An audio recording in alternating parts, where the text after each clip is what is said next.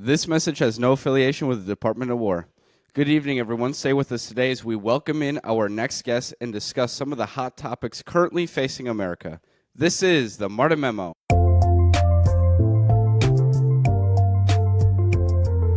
The Martin Memo. Well, welcome in, Mr. Redeker, also known as my stepdad. Well, welcome to the Southern Command Post of the Martin Memo in North Florida. Yeah, there you go. The free state of Florida, right? That's where we're at? Absolutely. Yeah. Good. Well, we've talked about doing this, and then we attempted to do it one time, and we had a little bit of internet trouble, but here we are. We finally made it happen after about 2 or 3 months, so it's great to officially have you on the podcast, and fingers crossed that we don't have any issues. Yep. But go ahead and tell the audience who the wonderful Bob Redeker is. Well, again, name is Bob Redeker. I'm Zachary Martin's stepdad, and I've known Zachary ever since he was about 18 months old. So the first time I met you, Mom and I first started dating. And I worked for the post office for 32 years. That's actually how I met your mom, and she worked there as well. And we got married in 2000. Yeah, it's been quite a ride with you. You were always a great kid, and appreciated you along the way all the time. So lots of fun over the years. Yeah, I could tell a lot of stories to your listeners, followers here. Oh, Lord. Cut the mic. But no, you were always a great kid and always a lot of fun to be around. So Yeah, well, thank you. You've always been a great stepdad to me and very good to my mom, of course. So obviously, you've always been a conservative, or for the most part. Could you tell us about your entire political journey and why you decided to be a conservative in the first place? Sure. My parents both were Republicans back in the day. I wasn't political as a kid. I was just busy being a kid, hanging out with friends and going to school and all that good stuff. So I really started to pay more attention to politics. It was kind of funny how I got into it. I was doing a part-time job roofing with a coworker from the post office. We did it part-time. And we would be, on our off days, we would go and during the daytime, he had his radio on and he was listening to AM radio, and it was some talk show, and I'd never really listened to talk shows before, and he had Rush Limbaugh on, and it wasn't too long after that I got hooked, and I started listening to him all the time. I had it on the radio when I was delivering mail, and it really influenced me to get into politics, to get active, to start paying attention to the world around me and what was going on. And even at the local level, when we moved into Mayville, I started to pay attention to the local politics there and started to go to council meetings and that stuff, and didn't really care for what I was hearing and seeing. I decided I wanted to run for office, and decided to run for council on the city council. It was that first campaign was a little tough because I was running. I had only been in the city for 5 years. I was on my church council at the time, so I had a leadership role there, and then and got to start to know quite a few people, neighbors and people from church, and so I knew some people, but I didn't know a lot.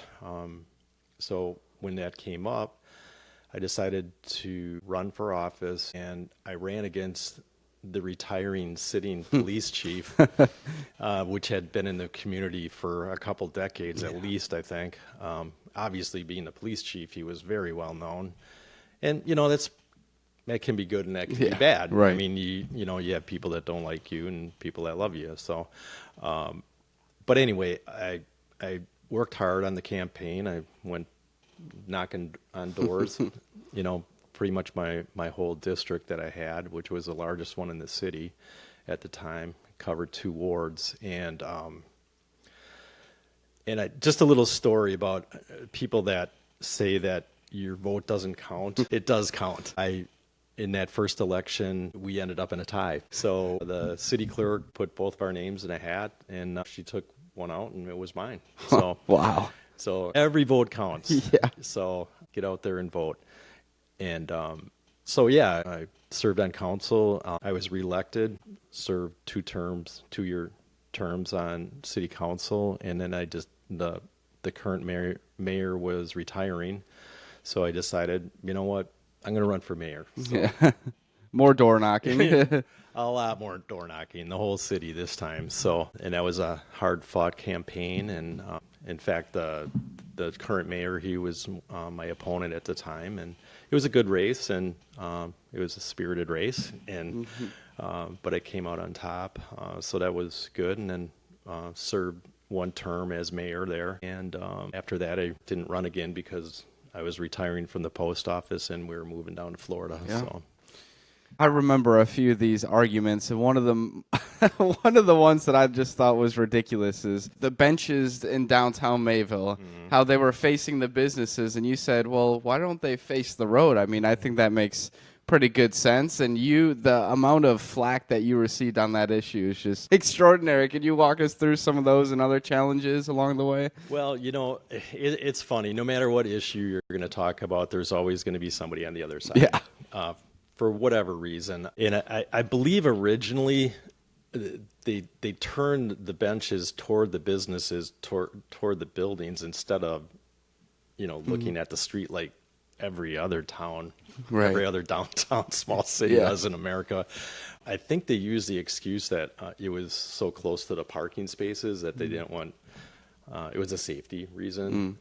But I think that was just an excuse for whatever reason, whoever wanted to do that at the time. But we made sure that it was safe, and we turned them around so people could actually look at the street and passerbys, and instead of looking at a wall of a business. Yeah, So right. It was a pretty easy decision. A lot of people liked it, so it was all good. But yeah, you're right. I mean, no matter whatever decision that you're going to make on whatever topic that you're going to make, you're always going to have some type of pushback from somebody. Absolutely. And then the wheel tax as well. What are some of your other accomplishments as well as serving as, well, not only councilman, but also mayor for Mayville?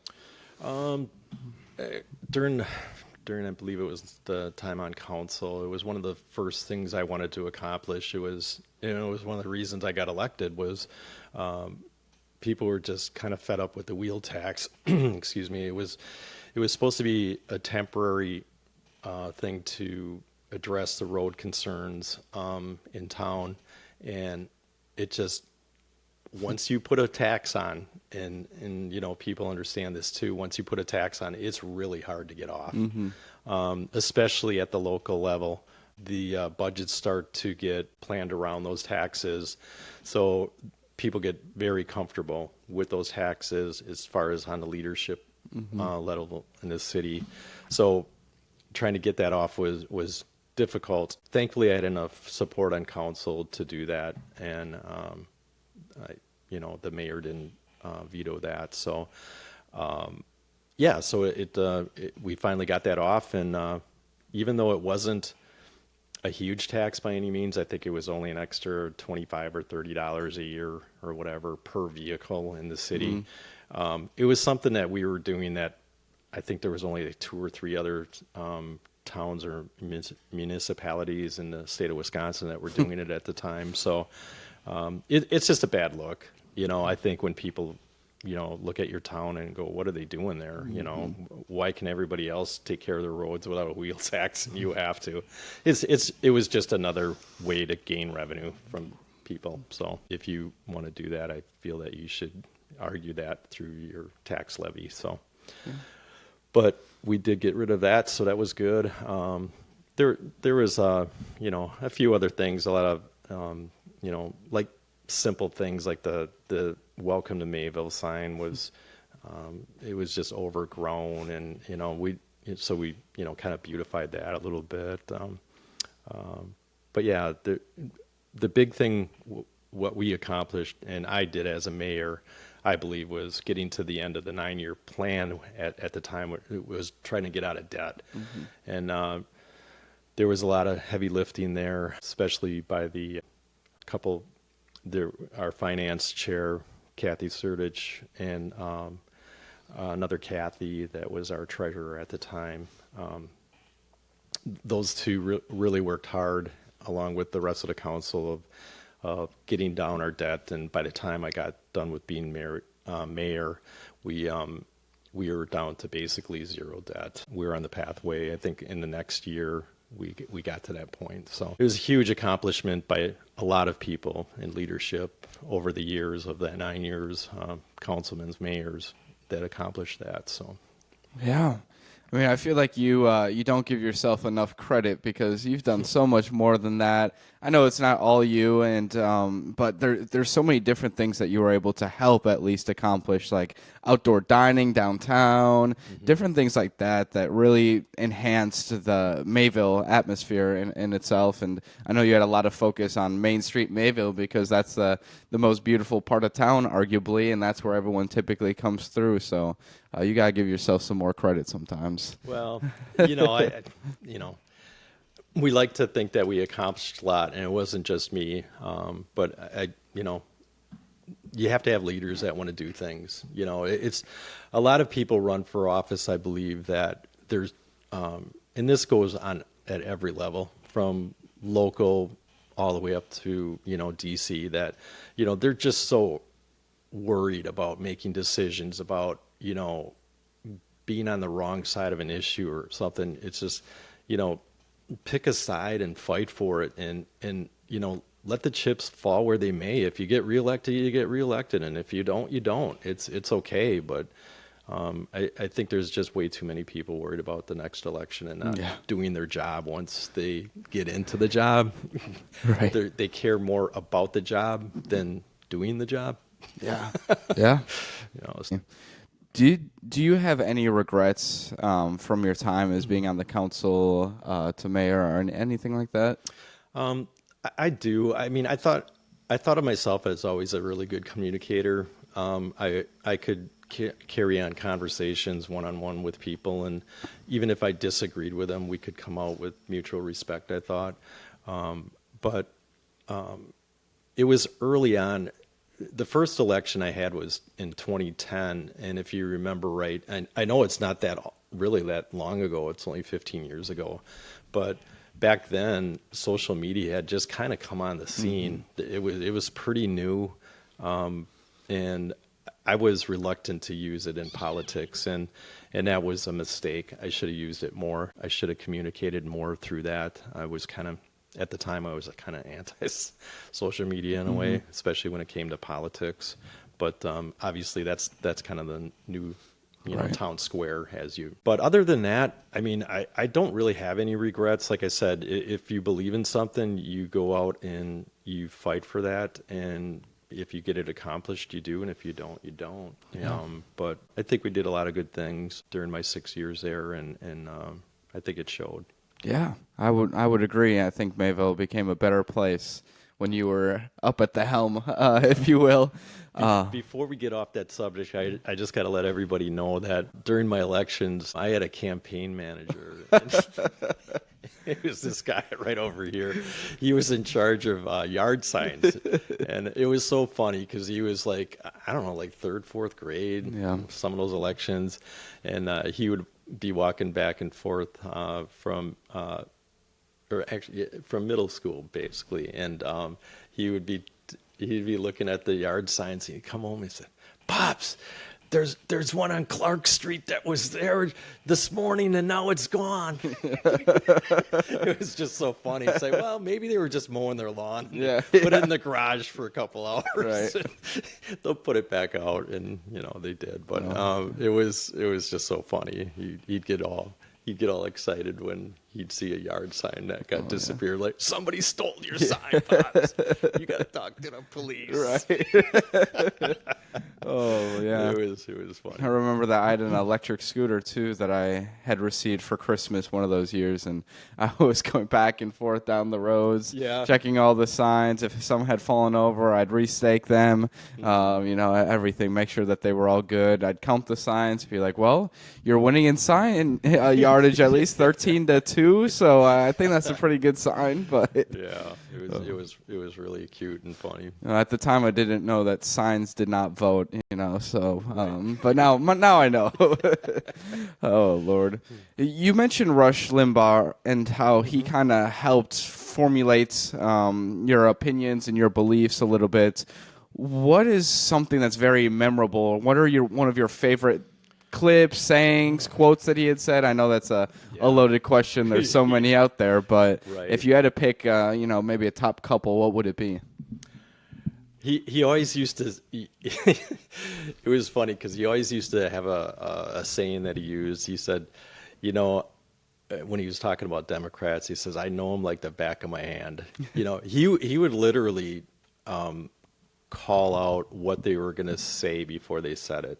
And it was just so funny whether they were arguing about taxes or world affairs or whatever.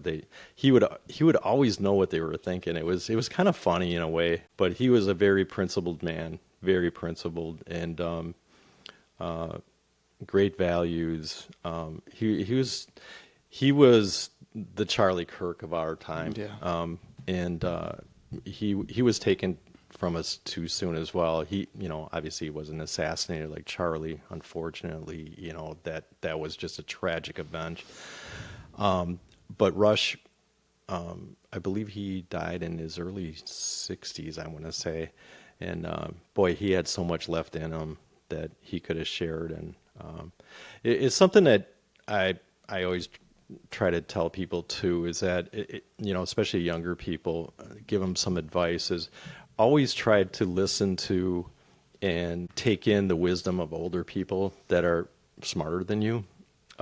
Maybe not smarter than you, but have more wisdom than you do, because it'll serve you well in your life for sure. So, and that's what Rush taught me is, you can be a little bit humble and say, somebody's definitely smarter than you and knows more than you do, and it's very wise to listen to those people and take their advice, because it turns out a lot of times they're right more than they're wrong. Right. So, and he was absolutely right as far as packing the courts, and you see it now play into the modern political landscape. So he hit that nail on the head, and there were so many other things that he taught everyone and was just so right on. Moving on, I do want to talk about the modern day conservative party or Republican Party, where you think it has transformed. I know there's kind of like a new coalition that President Trump has formed from like the Bush era. Where do you think it started, and where do you think it has been going? it's kind of funny when you think about, when I was growing up, when people would talk about Republicans, they would always be the well-off. The well-off, those are the people that are Republicans. The business owners, the corporate leaders, the country club set. But boy, has it switched now. It's almost flipped on its head. The Democrats always dominated all the unions, and that's, Trump has flipped that back to the Republican side. Trump has also basically gotten to the point where the Republicans own the middle class, and I think he's getting, more of even the poorer people are supporting him, because, like he said back in 2015, what do you got to lose here? The Democrats haven't done you any justice, or your lives haven't gotten better in the last 30 or 40 years. So why don't you trust me? And I think he proved to him back in his first term that, all the boats were risen in under his leadership. So I think Trump pretty much and the MAGA movement right now is mainstream Republican, and I think it served them obviously very well in 2024 for sure. So, but they just got to keep hammering that thing home. The economy is starting to turn around, and that I think people have become a little bit too impatient with that. It takes time. I mean, you had 4 years of policies that just dragged this country down, and you're just not going to, have a couple executive orders and, one big beautiful bill. That even those things take time to take effect. And I think in 2026, unless something, catastrophic happens with the country, I think that I think it's going to be a really good year, especially the second half of 26. Yeah. So that's when the policies will really start kicking in. So Right. hopefully before the next election. Yeah, hopefully. So people don't get fed up and, say, I think we should vote for Democrats because Right. whatever. They want Yeah. to give me free everything. Yeah, exactly. Oh, Lord. Yeah. Yeah. Where do you, well, first of all, this kind of ties into some of the last questions I have for you. Who do you think is going to be the nominee on both the Republican side and the Democrat side? And then where do you think the Republican Party can move after Trump? Because a lot of people are concerned that he brought in so many unique voters and people who don't typically vote, and they're scared that that's not going to translate to the next person. What do you think? Well, there's, with great leaders like Reagan and now Trump, I mean, there's only one of them. You can't replicate it. Some people try to do that, but they come off authentic. And that's the same thing with back in the day, Bush theme was, a kinder, gentler nation from Reagan. And he got elected because he pretty much wanted to carry on the policies of Reagan, but just in a nicer tone, basically. And I got a feeling that that's somewhat going to be the theme again, when we move on to Trump, because obviously Trump can come off kind of brash sometimes. So my guess is that I think, if it is J.D. Vance, he'll probably take a similar track as Bush did, but J.D. can be a little sharp-tongued as well too, but he comes off as maybe a little bit nicer. I think he's a little more controlled and rational thinking with some of his ways that he puts it. Right, yeah. I mean, for the most part, especially in the second term now, I think Trump comes off as a little bit more measured, a little bit more strategic, a little bit less emotional. So, but as far as who's going to be the nominees, I believe it's going to probably be J.D. Vance or Ron DeSantis. The advantage DeSantis has is that he's run before, so he's got his network out there. But then, obviously J.D. is going to inherit Trump's massive following, and so I guess it just depends how the campaign goes. And my guess is JD's probably is going to have a leg up, especially if things are doing well. So, yeah. And then on the Democrat side, I hate to say it, but I think it's probably going to be Newsom. There's a lot of other names out there. I just don't think that when it comes to being a pure politician that knows how to speak and knows how to do, sound bites really well, especially for the left. And even though I believe he's a very unauthentic person, he'll basically say whatever he needs to say to be elected. Yeah. And, he doesn't really care. So, he's got the looks, he's got, he speaks well. I think he's probably got the upper leg, but it's so early. Yeah. It's really early, and especially in politics. 2028 is forever away. So. Yeah, I would agree with that. Well, with that all being said, we're going to go over our last two fun questions, and then we'll go ahead and wrap this thing up. So the first one is, who is yours projected Super Bowl? Who's going to be there? Who's going to be the runner-up in each conference, like the championship games, and then who's going to get there and get over top? I'll start with the AFC, which I don't know as well as the NFC. The AFC, they're not even in the playoffs right now, but they just seem to know when to kick it into gear. And I think it's probably going to be the Chiefs again until somebody knocks them off. The Broncos look really good right now. They probably have the best team right now, but it just seems like when the season comes toward the end, they play their best ball. So I'm going to go with the Chiefs on the AFC side. I know that's kind of a long shot probably to a lot of people, but anyway. And then on the NFC side, obviously my Packers, I have an affinity for, but, they can do it. They have the talent to do it. It's just about, as everybody can see this year, the NFL always comes down to who's the healthiest at the end. Who's got the best stars left, and frankly, who the backups are. Can they step up and do the job? But which a lot of times comes down to coaching. But boy, there is some good teams in the NFC. I could say 6 teams I could see going to the Super Bowl right now. Rams look really tough right now, but I'm gonna go with the Packers. All right. So you think the Packers will win against the Chiefs in the Super Bowl? Is that what we're thinking? If the Packers play the Chiefs in the Super Bowl, the Packers will win. Yeah.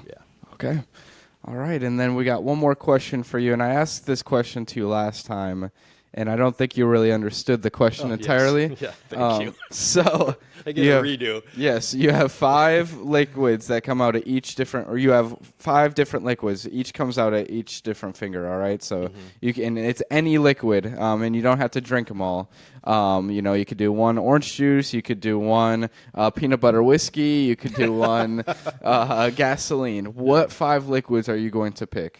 That I feel that are most important. Yes, that you personally would want. Okay, so I would definitely need gasoline Yep. to get around. Okay, I definitely need diesel for my tractor now that I'm on a little farm. So those 2. Water, because you always need water, obviously. Ooh, now we're getting down to the really hard choices. So probably a good whiskey.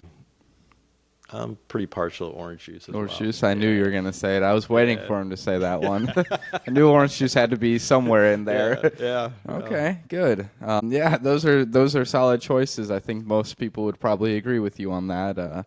But yeah, okay. Well, it has been a pleasure having you on, and it looks like we haven't had any issues this time. Yeah, so. I hope it all went well this time. So Yeah, no, we'll definitely have to do this again. So. Thank you for joining. Well, thank you for having me, and good luck with your future podcasts. And your subscriptions are doing well. Yeah. Up over 600, I guess. And we're getting there. So, Awesome. Nice job. Pleasure being here. Yeah. Well, thank you so much. Well, all right, folks, that's all we have in store for today. Join us on Monday as we have another live stream. We do it at 8 p.m. Eastern Standard Time. You get to come onto the YouTube Live and just ask all the questions that you want. We've had questions from favorite ice cream to what do I think about the whole Somalian crisis that's happening within Minnesota. So please be sure to tune into that.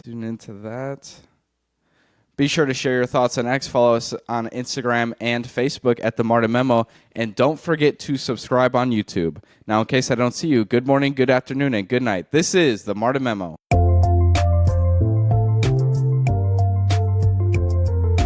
The Martin Memo.